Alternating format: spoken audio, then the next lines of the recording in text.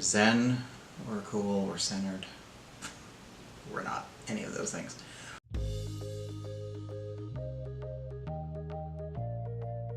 Hi folks!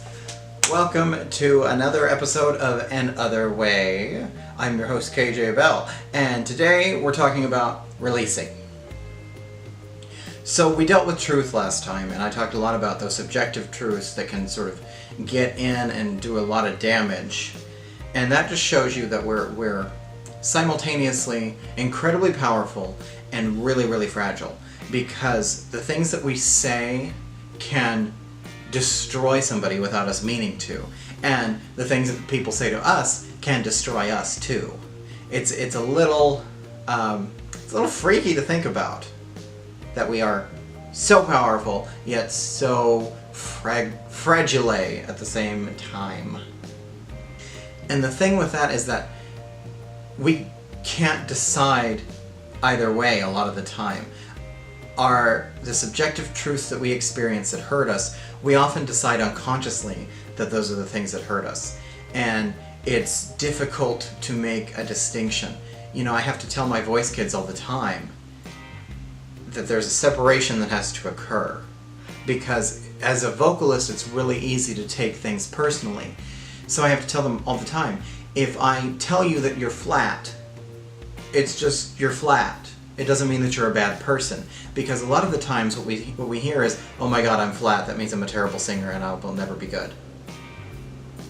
It sounds stupid when I say it out loud, but that's really kind of the thought process that we have with a lot of things, not just with voice training. And like I sort of talked about with the truth episode, sometimes those comments that really, really cut us to the core are not meant to do so. Sometimes it's just something that somebody said like that you're just flat. They just consider it a fact and they're trying to help you. But with in certain contexts, we don't take it that way, especially if it's something that's very personal. And there are various reasons that all that can happen. And then there are times where they are clearly meant to hurt, because sometimes people are just jerks. And there's another problem that we have to navigate, especially if we're looking for feedback in our work, because there is a difference between constructive criticism that is helpful and flat-out criticism that is not helpful. And it's not to say that you want people to tell you that it's good all the time, because sometimes the constructive criticism that you need to hear can be a little harsh. And sometimes you need to hear that. And it's about knowing your own difference as you create that subjective truth. And releasing sort of the connection to your identity. Because a lot of those your work, you are not your work. You are not your thoughts. So we have to be able to separate out ourselves from the comments about ourselves from the comments about our work. And releasing is so important. Releasing the comments that are coming that might hurt you, releasing the past subjective truth, it's so important. Because one thing I always say is that silence is deadly, but yelling is unproductive. And listening is the key to everything. And a lot of that comes with releasing. And in order to release a lot of this stuff, we have to be able to listen to ourselves to figure out where we're hurt, how we've been hurt, what we think we need to do about it. And that involves a lot of self-exploration. That's key to that sort of thing. And there's a lot that you can do on your own, but don't feel hesitant to seek professional help. That's why therapy is a good thing. And the thing we're doing here, with the subjective truths that we're trying to release, is that we're dealing with ingrained behaviors. You know, we've done a lot of instilling of that sort of pain in ourselves, and releasing that can be very difficult, because it's always harder to undo something that you've learned wrong than it is to learn it right in the first place. There's a great Eckhart Tolle quote that says that emotions are simply a physical reaction to a thought. So if we can begin to change some of the physical reactions around those thoughts, we can help change the emotion around the thought. And that's where breathing comes in. So I do a lot of breathing as a vocalist and as a voice teacher, and I talk about it so much. If you want to look at some of the breathing videos I've got up on the channel, you can do that too, and they will help you with this. But we're just going to run through some things real quick.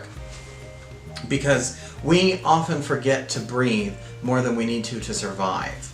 It's such a common thing, you know, we just use a minuscule amount of our lungs and we can get by with that all day long. We don't tend to breathe very deeply. It's why taking a deep breath is so calming, because half the time we're not really doing it.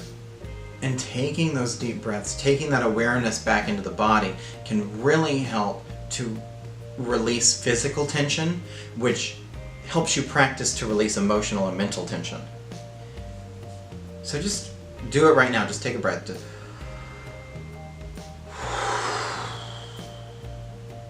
It feels so good to just breathe. I have to remind myself of it constantly. And breathing into different parts of the body, feeling the breath go to different parts of the body, is so grounding and so helpful. I often say to my voice kids, you know, breathe to your toes, and that helps ground you to the earth and can really help release a lot of tension. So doing that working with your breath to release physical tension can really help you start to gain the tools needed to release emotionally, because those skills do transfer. And one thing I always talk about with breath is, especially with my singers, is the breath that they need to take before they take the breath to sing. Because performing comes with nerves, and that's part of the thing. And I always tell them, of course you have to take your initial breath to start singing, but I always tell them, take a breath before that. Before you perform, give yourself a little. And then take the breath to do whatever you do. I do it before I do the podcast, I do it before these videos, I do it before any sort of performance sort of situation, because it helps release things. So, I think that's it for today's episode. That went kind of quick, sort of ish. So, subscribe, like, follow me, all that stuff. I'm at that KJ Bell on all of the things I'm on. Yeah. See you next week.